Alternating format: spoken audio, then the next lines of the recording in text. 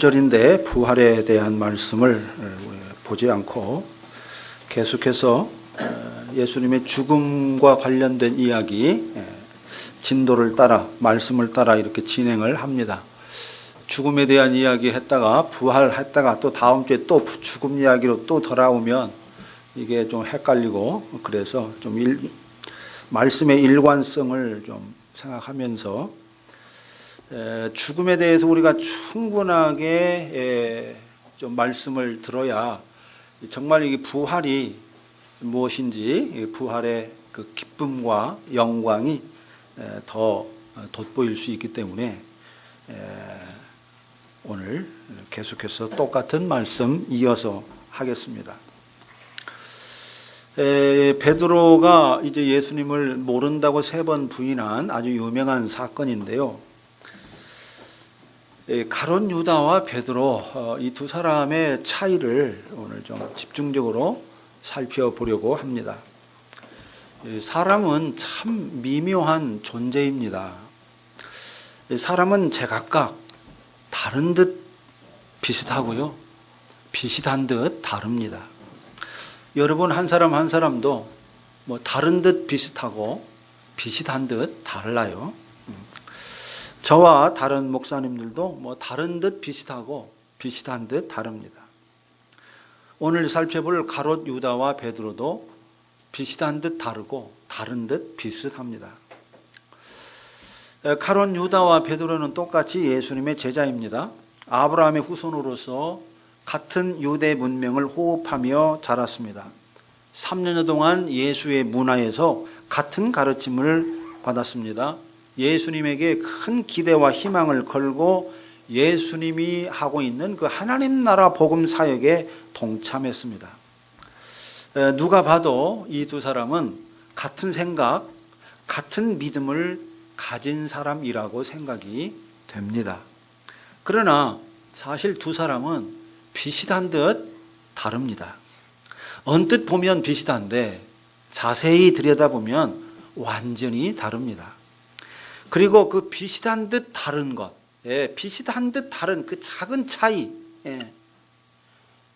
비슷한 듯 한데 다른 것, 거기에서 여러분 엄청난 차이가 발생하는 겁니다. 먼저 베드로를 봅시다. 베드로는 우리 다 아는 것처럼 예수님의 수제자로서 누구보다도 예수님을 깊이 알고 사랑했습니다. 예수님을 단지 훌륭한 스승으로 안 게 아니죠. 하나님의 기름 부음을 받은 그리스도시요 살아계신 하나님의 아들로 알았습니다. 하나님께 보냄 받은 하나님의 아들, 이스라엘을 구원할 메시아, 이렇게 믿었습니다. 많은 자들이 예수님을 따르다가 떠나가는 것을 보고 심히 마음이 민망해진 예수님께서 제 아들에게 이렇게 물었죠. 너희도 가려느냐? 너희도 가려느냐? 이렇게 물었을 때 여러분 베드로가 뭐라고 대답했습니까? 자, 요한복음 6장을 한번 보시기 바랍니다. 요한복음 6장 68절 69절입니다. 예수께서 12제자에게 이르시되 너희도 가려느냐 그랬더니 시몬 베드로가 대답하여 주여 영생의 말씀이 주께 있사오니 우리가 누구에게로 가오리이까? 우리가 주는 하나님의 거룩하신 자이신 줄 믿고 알았사옵나이다. 이 베드로의 대답이죠. 자, 이 말은 그저 입에 바른 말이 아니었습니다. 베드로는 정말 예수님 말씀이 참 생명의 말씀이라고 믿었습니다. 예수님이 하나님의 기름 부음을 받은 거룩한 자이신 줄로 믿었습니다. 그래서 많은 사람이 예수님을 떠나가는 것을 보면서도 베드로는 예수님을 떠날 마음이 전혀 없었습니다. 예수님이 제 아들의 발을 씻으실 때에도 다른 제 아들은 그냥 발을 내놓는데 베드로는 발을 내놓지 않았습니다. 어떻게 주님께서 내 발을 씻는단 말입니까? 내 발은 절대 씻을 수 없습니다. 이렇게 아주 극구 반대했습니다. 그런데 그때 예수님이 베드로에게 뭐라고 그럽니까? 내가 너를 씻어주지 아니하면 너와 나는 아무 상관이 없다. 이렇게 말씀했습니다. 이 말씀을 듣자마자 베드로는 언제 그랬느냐는 듯이 완전히 태도를 바꿔서 주여, 그러면 내 발뿐 아니라 내 손과 머리까지 씻어 주옵소서 하고 예수님에게 뒤밀었습니다. 예수님 말씀 한마디에 완전히 태도를 바꾼 거죠. 이것은요, 베드로가 예수님 말씀을 얼마나 깊이 신뢰하고 있는지를 보여줍니다. 내가 네 발을 씻어주지 않냐면 너는 나와 아무 상관이 없다. 이 한마디를 천근같이 들은 겁니다. 예수님과 아무 상관이 없다는 그 말이 너무나도 천근같이 들렸기 때문에, 그렇다면 내 발을 씻어주십시오. 아니, 내 발뿐만 아니라 손과 머리까지 씻어주십시오. 예수님 말씀을 한 귀로 듣고 가볍게 흘려보내지 않았습니다. 정말로 중차대한 말씀, 엄중한 말씀, 100% 진실의 말씀으로 들은 겁니다. 그리고 예수님과의 관계를 매우 중시했다는 것을 보여주죠. 네가 나와 아무 상관이 없다. 그러니까 그건 큰일 나는 문제죠. 예수님과 아무 상관이 없다. 자기에게는 예수님과의 관계가 무엇보다도 중요한데 아무 상관이 없다 그러니까 완전히 태도를 바꾼 겁니다. 또 예수님께서 장로들과 대제사장들과 서기관들에게 많은 고난을 받고 죽임을 당하고 제3일에 살아나야 한다, 이걸 말씀했을 때에도 베드로는 주님, 절대 안 됩니다. 그런 일은 절대 일어날 수 없습니다. 이렇게 앞장서서 막았습니다. 예수님이 이 땅을 떠나신다고 말씀하실 때에도 말씀하시면서 제 아들에게 내가 가는 곳에 네가 지금은 따라올 수 없다. 그렇게, 그러나 나중에는 따라오게 될 것이다. 이렇게 말씀할 때에도 베드로는 참지 못하고 주님, 왜 지금은 따라갈 수 없단 말입니까? 주님을 위해서라면 제 목숨까지도 버리겠습니다. 이렇게 아주 당당하게 자기 의지를 밝혔습니다. 실제로도 가롯 유다와 무장한 군인들이 예수님을 체포하려 왔을 때 베드로는 칼을 뽑아서 대제사장의 종의 귀를 베어버렸습니다. 이렇게 칼을 뽑아서 귀를 베어버림으로써 예수님을 체포하는 당신들의 행위가 천부당 만부당한 일이라는 것을 항의한 겁니다. 성전 경비병들과 로마의 군인들이 무기를 들고 나타난 상황에서 칼을 뽑는다? 여러분, 이것은 쉬운 일이 아닙니다. 목숨을 걸지 않고는 감히 할 수 없는 일입니다. 베드로는 이처럼 정말 자기 목숨을 걸고 예수님을 지키려고 했던 겁니다. 자, 그런데 이랬던 베드로가 어떻게 했습니까? 예수님이 체포되어 대제사장의 신문을 받을 때 예수님을 모른다고 3번씩이나 부인했습니다. 조금 전만 해도 목숨을 걸고 칼을 빼들었던 베드로가 예수님을 모른다고 3번씩이나 부인한 겁니다. 오랜 시간이 지난 게 아니에요. 한 달 전에 칼을 뽑았던 게 아닙니다. 몇 시간 전입니다.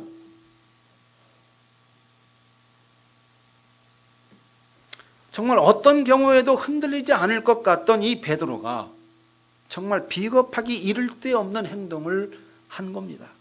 사람이 변해도 어떻게 이렇게 급변할 수 있는지 참 의아하기도 하고 헷갈리기도 하고 허탈하기도 할 만큼 정말 베드로답지 않은, 이전과 전혀 어울리지 않는 그런 행동을 했습니다. 자, 여기서 여러분, 우리가 차분히 생각해 봐야 합니다. 베드로가 왜 이렇게 갑자기 예수님을 모른다고 부인한 걸까? 정신이 혼비백산해서 그런 것일까요? 갑자기 믿음이 없어져서 그런 것일까요? 아니면 이전에 베드로가 고백했던 모든 신앙 고백이 다 가짜였던 것일까요? 그렇지 않습니다. 베드로는 정신이 또렷했습니다. 전혀 혼비백산하지 않았어요. 갑자기 믿음이 없어진 것도 아닙니다.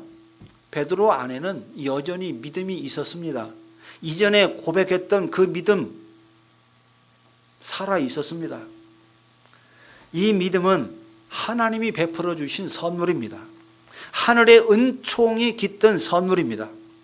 믿음이 베드로의 것이라면, 믿음이 아예 처음부터 베드로의 것이라면 한순간에 없어질 수도 있겠죠. 그러나 이 믿음은 하나님이 베풀어 준 선물이기 때문에 한 번 주어지면 그렇게 쉽게 없어지지 않습니다. 물론 이 믿음이 흔들리기는 합니다. 믿음이 없어지지는 않지만 흔들리기는 해요. 아니, 좀 더 정확하게 말해야 되겠습니다. 여러분, 믿음은 흔들려야 합니다.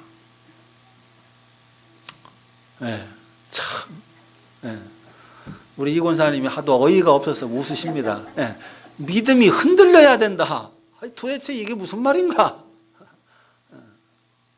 어떻게 믿음이 흔들려야 된다는 말을 할 수 있는가?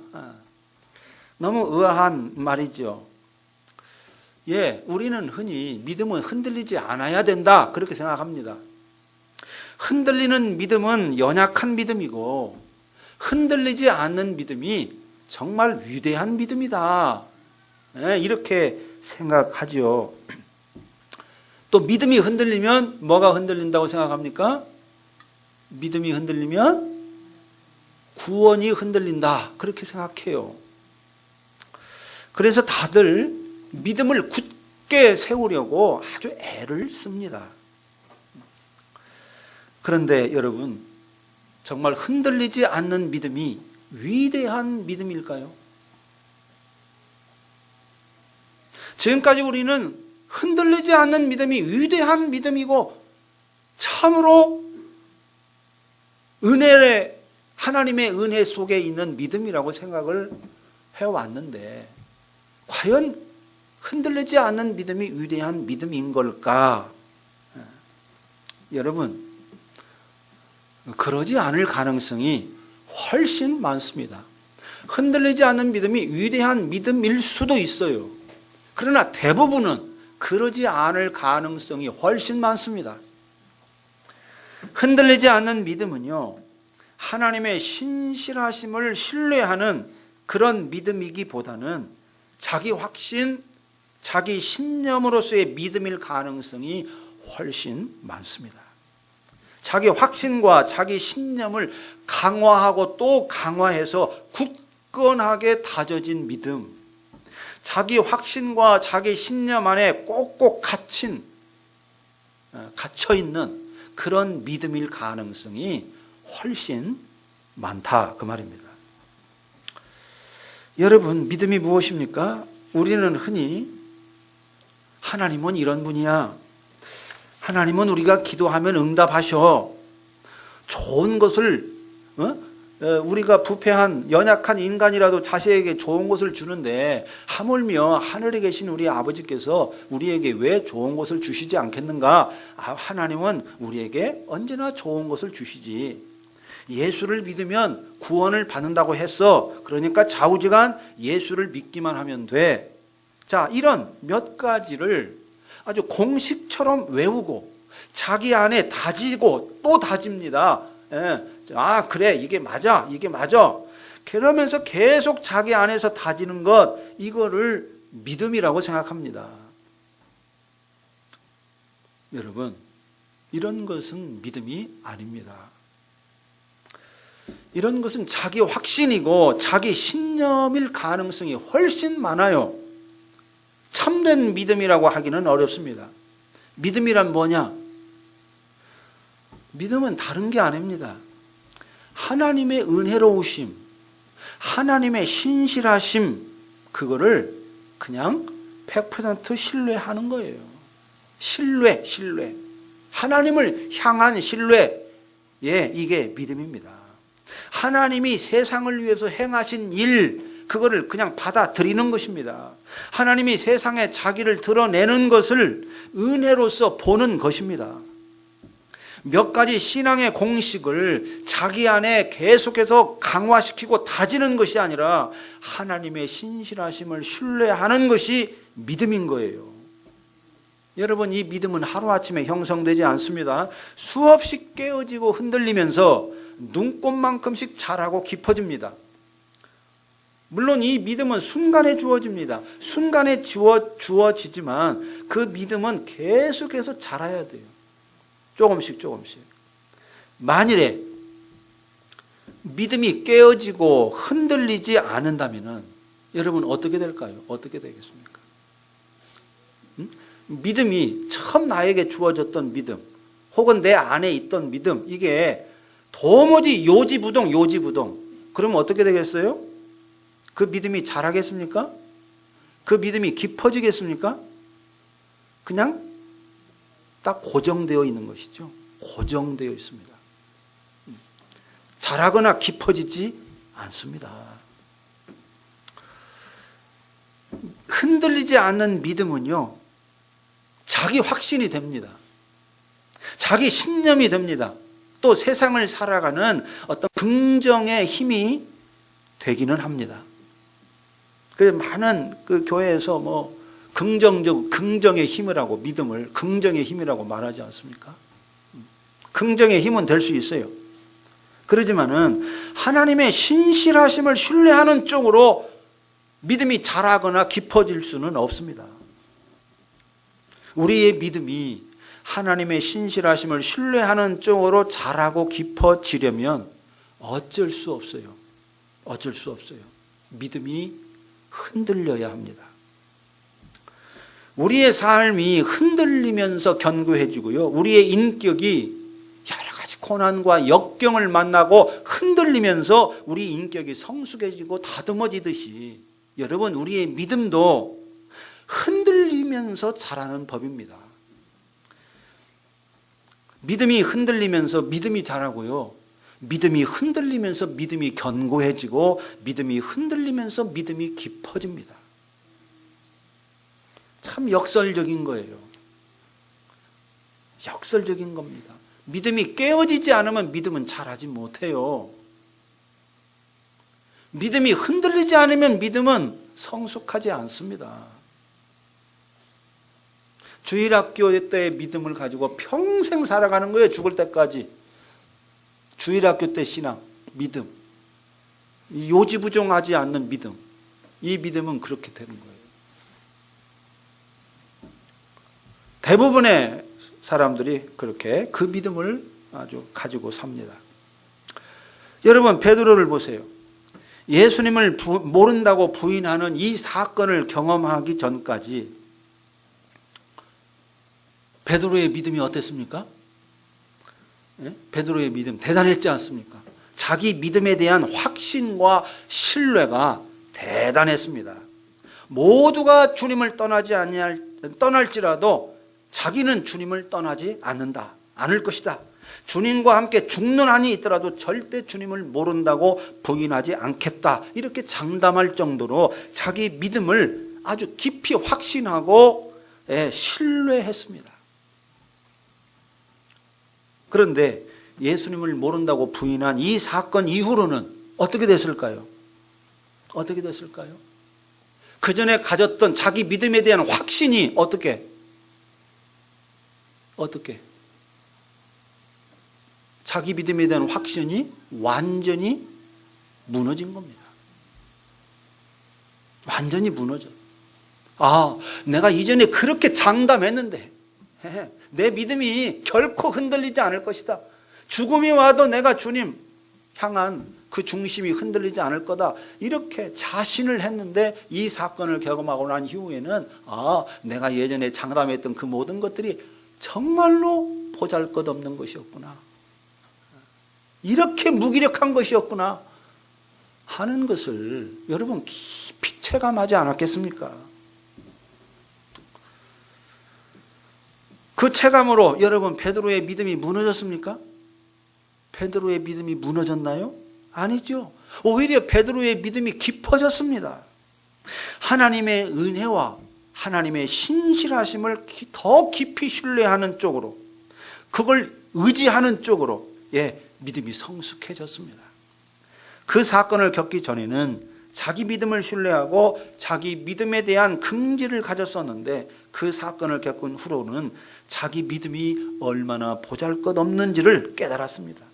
그래서 더 이상 자기 믿음을 신뢰하지 않았습니다. 자기 믿음에 긍지를 갖지 않았습니다. 자기 확신에 속지 않았습니다. 오직 하나님의 은혜와 하나님의 신실하심을 신뢰하고 의지했습니다. 마지막에는 베드로가 순교하는 자리에까지 섰습니다. 거꾸로 순교를 당했다.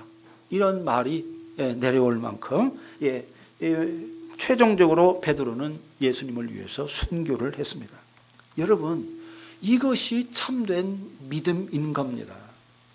예수님을 모른다고 3번씩이나 부인하는 그런 치욕적인 사건을 통해서 자라고 깊어지는 것이 믿음입니다.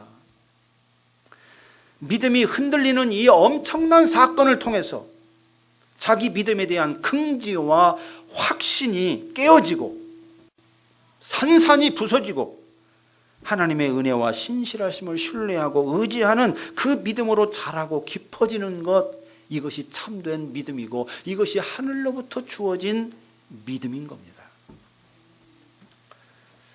자, 이제 가룟 유다를 봅시다. 자, 유다도 베드로처럼 예수님의 부르심을 받고 제자로 따랐습니다. 예수님의 가르침을 좋아했습니다. 그래서 자기의 모든 걸 다 걸고 따를 만큼 예수님에게 큰 기대를 가졌습니다. 그런데 유다에게는 예수님을 깊이 알고 사랑하는 믿음, 위로부터 주어진 이 믿음이 없었습니다. 예수님은 이 사실을 처음부터 알았습니다. 유다가 자기를 믿는 게 아니라는 것, 결국은 자기를 배신하고 넘겨줄 것이라는 것을 아셨습니다. 요한복음 6장에 이미 예수님이 그렇게 말씀했습니다. 그리고 베드로가 야, 너희 다 떠나가는데 너희도 가려느냐? 이렇게 제 아들에게 물었을 때 베드로가 주여, 영생의 말씀이 주께 있사오니 우리가 누구에게 가오리이까? 주는 거룩하신 자이신 줄 알았나이다. 이렇게 말하고 났을 때 예수님은 아주 간담히 서늘한 말씀을 했어요. 자, 다시 요한복음 6장을 한번 보십시다. 요한복음 6장. 베드로의 말 대답이 끝나자마자 70절, 71절입니다. 71절. 자, 70절. 예수께서 대답하시되 내가 너희 12를 택하지 아니하였느냐? 그러나 너희 중에 한 사람은 마귀니라 하시니, 이 말씀은 가롯 시몬의 아들 유다를 가리키심이라. 그는 12 중에 하나로 예수를 팔 자러라. 70절 말씀이 예수님의 말씀이고 71절은 요한의 설명입니다. 예수님이 너희 중 한 사람은 마귀다, 마귀. 자, 이런 말씀들을 종합해 볼 때 유다는요, 처음부터 위로부터 주어진 믿음의 은혜를 받지 못한 것이 분명합니다. 가룟 유다는 하나님의 구원의 신비도 알지 못했고 예수님의 신성도 알지 못했습니다. 그에게는 오직 이스라엘의 구원이라는 이 대의 명분, 이게 중요했습니다. 유다에게는요, 예수가 중요하지 않았어요. 예수가 이스라엘을 로마에서 구원할 자라고 생각이 됐던 겁니다. 그래서 예수에게 기대를 걸었던 거예요. 그러니까 예수에게 기대를 건 게 아니라 예수님이 이스라엘을 구원할 자라고 자기가 생각한 것, 거기에 대한 기대, 그게 중요한 거죠. 이스라엘의 구원을 위해서 자기도 뭔가 해야 한다는 이 신념, 이게 중요했습니다. 그 신념에 헌신하기 위해서 예수님을 따랐던 겁니다. 그런데 시간이 흐르면서 보니까 예수가 말이죠, 자기가 기대했던 그런 예수가 아니라는 게 보였던 겁니다. 자기가 기대했던 이스라엘의 구원과는 영 다른 길을 가고 있다 하는 낌새가 이제 조금씩 눈에 보인 겁니다. 굉장히 실망이 됐습니다. 그래서 결국은 예수님을 은화 30에 팔아 넘기게 된 겁니다. 그리고는 자살하는 것으로 불행한 삶을 마쳤습니다. 자, 이처럼 유다는요, 처음부터 마귀에게 속한 자였습니다. 다시 말하면 자기 믿음, 자기 확신, 자기 신념, 이스라엘의 구원을 위해서 뭔가 해야 된다. 이스라엘을 구원하기 위해서 힘을 합해야 된다. 이스라엘을 구원할 자가 누구일까? 이걸 찾다가 예수를 발견한 것이고, 그래서 예수를 통해서 자기가 꿈꾸는 이스라엘의 구원을 성취하기 위해서 예수님과 함께 제자가 되어서 함께 동역한 겁니다. 그러니까 유다의 그 자기 믿음, 자기 확신, 자기 신념, 이거는 아주 차고 넘쳤습니다. 그러나 하늘로부터 주어진 이 믿음, 이건 없었습니다. 예수를 만났지만 진짜 예수는 만나지 못했고요. 예수의 말씀을 들었지만 진짜 말씀을 듣지는 못했습니다. 그래서 예수님의 가르침을 듣고 따랐음에도 불구하고 또 예수에게 큰 기대를 품고 함께 동행했음에도 불구하고 끝내는 어때요? 끝내는 자기 믿음의 한계를 극복하지 못한 것입니다. 그래서 예수를 팔아넘기는 그런 배신을 자행한 것입니다. 물론 양심의 가책이 없었던 건 아닙니다. 사람이니까 양심의 가책이 있었죠. 유다가 자살했다 하는 것은요, 양심의 고통이 극에 달했다 하는 것을 반증하고 있습니다. 그러나 양심의 고통이 있었음에도 불구하고 여러분, 유다는 믿음이 이 사건을 통해서 믿음이 자라거나 깊어지지 않았습니다. 인격의 변화, 인격적인 성장이 없었습니다. 왜냐하면 본래부터 참 믿음, 하늘로부터 주어진 믿음이 없었기 때문입니다. 베드로에게는 하늘로부터 주어진 믿음이 있었기 때문에 비록 예수님을 모른다고 3번씩 부인하는 이런 엄청난 죄를 범했음에도 불구하고 어때요? 그 사건을 통해서 오히려 믿음이 깊어졌지 않습니까? 그런데 가룟 유다는 하늘로부터 주어진 믿음이 없었기 때문에 예수님을 배신하기만 했지, 그로 인해서 믿음이 자라거나 깊어지지가 않았습니다.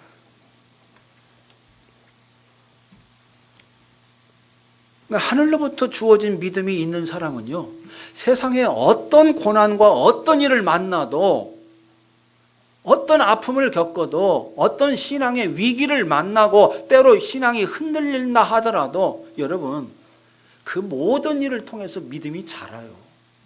참 신비하게 믿음이 자랍니다. 하늘로부터 주어진 믿음이 있는 사람은 그래요. 저 일을 겪고 어떻게 예수를 믿을까? 저 상황에서 어떻게 예수를 믿을까? 이런 의문이 드는데 그런 사건을 경험하고 나서 오히려 더 신앙이 깊어지는 겁니다.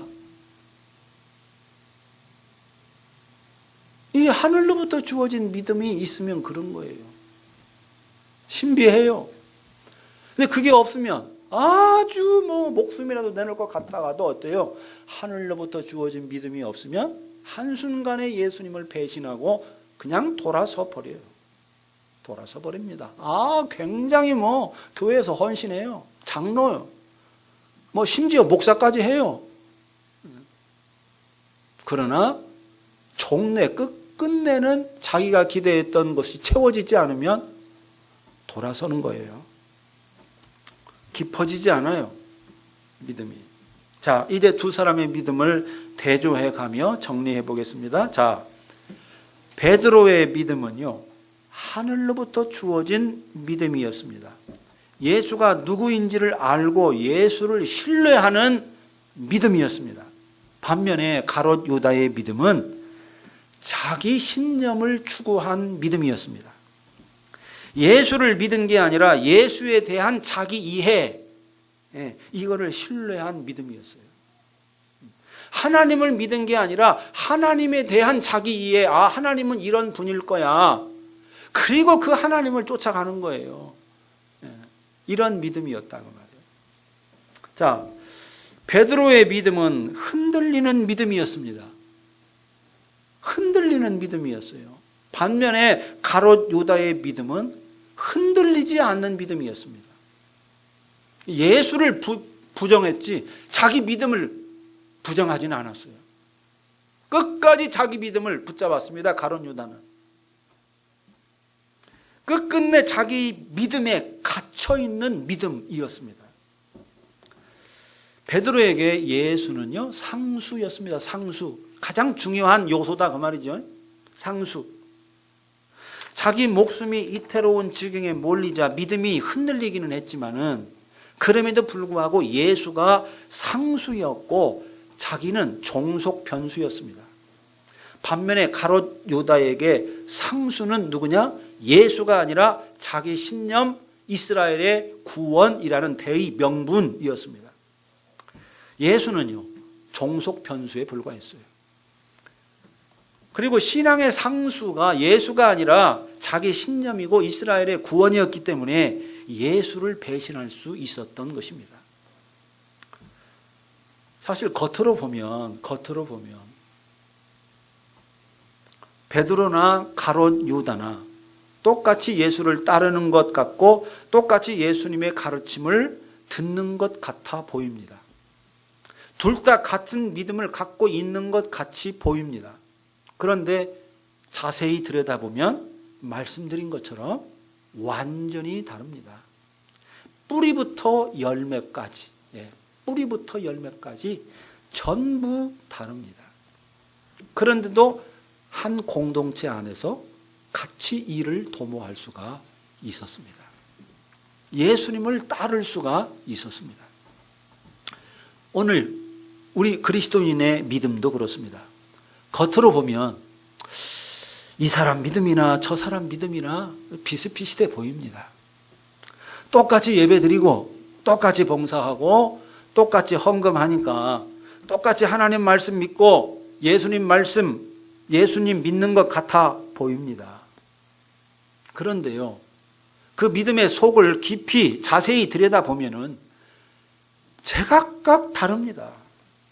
심지어 같은 하나님을 믿는다고 말할 수 없을 만큼 완전히 다른 경우도 많습니다. 정말 저 사람하고 나하고 같은 하나님, 같은 예수 믿는 게 맞아? 이런 생각이 들 때가 있어요. 있어요. 베드로와 같이 오늘 그리스도인 안에도 말이죠. 베드로와 같이 하늘로부터 주어진 믿음을 가진 자가 있는가 하면 유다와 같이 자기 믿음을 가진 그리스도인이 있습니다. 베드로와 같이 믿음이 흔들리면서 자라고 깊어지는 자가 있는가 하면 유다와 같이 열심히 예수를 믿고 헌신하며 따르다가 예수님께 실망하고 돌아서는 자가 있습니다. 베드로와 같이 예수가 믿음의 상수인 그리스도인이 있는가 하면 유다와 같이 예수는 종속 변수이고 영생과 천국에 들어가는 것이 믿음의 상수인 그런 그리스도인이 있습니다. 베드로와 같이 하나님의 자기 계시에 기초한 신앙인 성령으로 거듭난 신앙인 하늘에 속한 그리스도인이 있는가 하면은 유다와 같이 자기 신념에 기초한 신앙인 자기 믿음에 의지하는 신앙인 세상에 속한 신앙인이 있습니다. 여러분은 어떻습니까? 여러분은 베드로와 같은 유형의 신앙인입니까? 가롯 유다와 같은 유형의 신앙인입니까? 여러분, 한국 교회에는 어떤 유형의 신앙인이 많은 것 같습니까? 제가 보기에는 매우 안타깝게도 베드로와 같은 믿음을 가진 자보다는 유다와 같은 믿음을 가진 자들이 훨씬 많지 않은가, 그런 생각이 듭니다. 자기 믿음, 자기 확신에 갇혀있는 그런 그리스도인들이 훨씬 생각하는 것보다 훨씬 많다고 생각합니다. 특히 아주 열심인 사람들, 자기 믿음이 대단하다고 생각하는 사람들일수록 더 그렇습니다. 자기 믿음 안에 완전히 갇혀 있습니다. 도무지 말 하나가 들어가질 않아요. 꽉 막혀 있어요. 자기 확신 속에. 솔직히 교회마다 이 신앙, 이 믿음, 하늘로부터 주어진 이 믿음의 자라고 깊어지는 일에는 관심이 별로 없습니다. 어디에 관심이 있습니까? 신앙을 강화하는 일. 끊임없이 신앙을 강화하는 일, 쳇바퀴 돌리듯이 계속 돌려서 강화하는 일에는 굉장히 매진합니다. 제자 훈련도 다 신앙을 강화하는 것이지 신앙을 자라게 하거나 성숙하게 하거나 깊어지게 하지는 않습니다. 전부 강화시켜요. 강화. 더 뜨겁게 온도를 높이는 것, 신앙의 온도를 높이는 데만 열을 내는 거죠. 그래서 정말로 많은 그리스도인이요, 자기 믿음에 속아요. 자기 확신에 갇혀 삽니다. 자기 믿음에 속습니다. 사람이 가장 잘 속는 게 뭡니까? 자기 믿음에 속아요. 사람은 다른 사람이 가두지 않습니다. 자기 확신에 갇혀 살아요. 이게 인간의 어리석음입니다.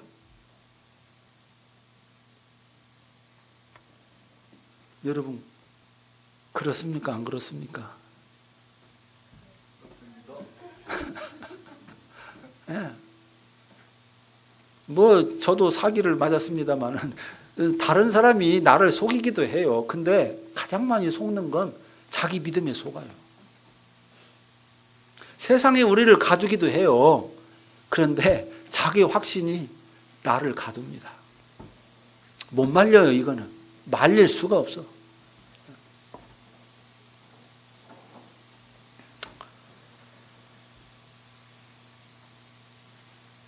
여러분은 그러지 마시기 바랍니다. 자기 믿음에 속지 마세요. 여러분, 우리의 믿음은요, 정말로 보잘것이 없습니다. 여러분 믿음에 그렇게 자부심을 갖지 마십시오. 내 믿음 대단하다.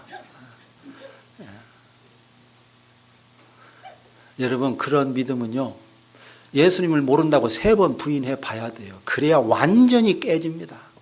그 깨짐을 경험해야 돼요. 내가 지금까지 생각했던 그 굳건한 믿음이라는 게 정말로 보잘게 없는 거구나. 주의 은혜가 아니면 내가 이 믿음의 길 걸어갈 수 없는 거구나. 이거를 깨달아야 돼요. 이걸 경험해야 돼요. 자기 확신에 갇히지 마십시오. 자기 믿음, 자기 확신에서 하나님의 은혜와 하나님의 신실하심을 의지하는 그 믿음으로 나아가시기를 바랍니다. 그러려면요, 믿음이 흔들리는 것을 두려워하지 않아야 됩니다. 이거는 내가 지금까지 믿었던 것하고 다른데? 하고 방어망을 탁 쳐요. 그러면 안 돼요. 이거 한번 생각해 봐야 되겠는데? 그러면서 고민을 해야 돼요. 여러분, 제가 믿음이 지금까지 예수님을 믿고 믿음이 조금씩 깊어지고 더 정말 주님을 의지하는 쪽으로 제 믿음이 이게 성장을 해왔거든요. 끊임없는 의문과 제가 40대 초반에는 상당히 흔들렸어요. 제가 그때 목회를 하고 있었지만 설교를 하면서도 제 속에 아주 처음이었어요. 저 예수 믿고 그렇게 아주 근본적인 믿음의 토대가 흔들리는 경험을 했습니다. 그러면서 그때 이 노자 장자에게 굉장히 은혜를 받았어요. 아주 엄청난 은혜를 받고 그 은혜 덕분에 다시금 예수님을 붙잡게 되었습니다. 참 놀라운 것이죠. 이 노자와 장자 선생님에게 엄청 은혜를 받아 한 3, 4년을 거기서 열심히 파고 이제 들었는데 나중에 그분들이 저에게 예수님에 대한 더 굳건한 믿음으로 이끌어 주시더라고요. 참 여러분, 믿음은 참 그래요. 그렇습니다. 그래서 제가 40대 그 초에 그 흔들렸던 그 경험이요, 훨씬 더 견고한 믿음으로 저를 세워줬습니다. 세워줬어요. 그러므로 여러분, 믿음이 흔들리는 것을 두려워하지 마세요. 회의에 빠지라고 말하는 게 아닙니다. 신앙생활을 중단하라고 말하는 게 아닙니다. 참 믿음은요, 흔들리면서 자라고요, 흔들리면서 깊어집니다. 살아있는 거기 때문에. 살아있는 풀잎은요, 흔들려요, 바람에.